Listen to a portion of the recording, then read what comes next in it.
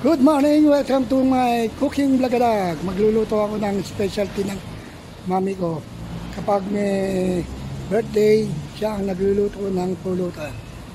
Ito ay baga. Okay! Bawang sibuyas. Kamatis forever magkakasama. Siyempre, patis, pampabango sa kapitbahay.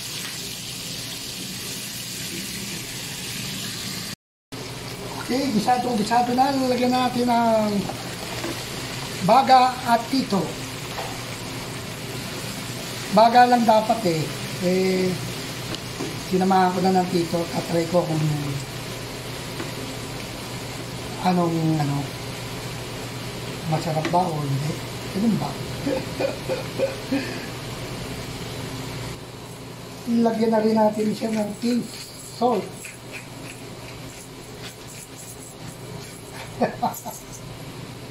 Pinakuluan ko na yan, kaya konti na lang water kasi gisadong na. At isabay na rin natin ang soft drinks. Hayaan natin siyang matuyuan ng sabaw. Okay?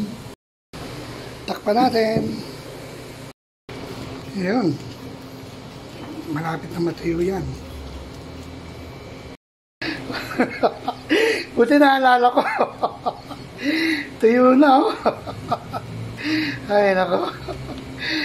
Okay na yan. Tapos ipiprito ko yan. Ay nako. Nag-engage ako eh.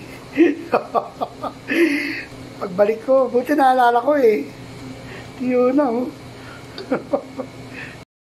Ayan na, naririnig nyo na yung mantika.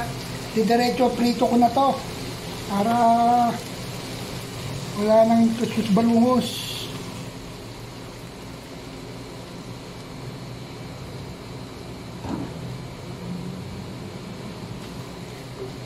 Diretso prito na para sama-sama together na. Okay. Kailangan natin siya maprito. Ayan, napipritong-prito na, no? Maya-maya, medyo toasted na yan. Ayan, medyo napiprito na.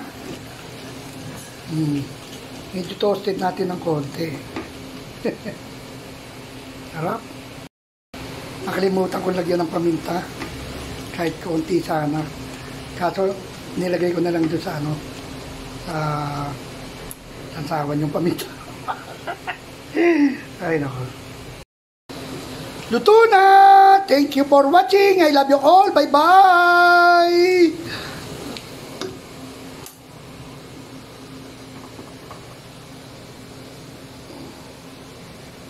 Sarap ano?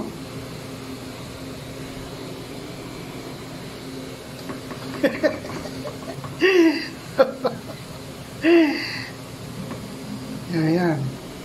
Okay? Yummy, baga at tito. Yan po ang itsura niyan.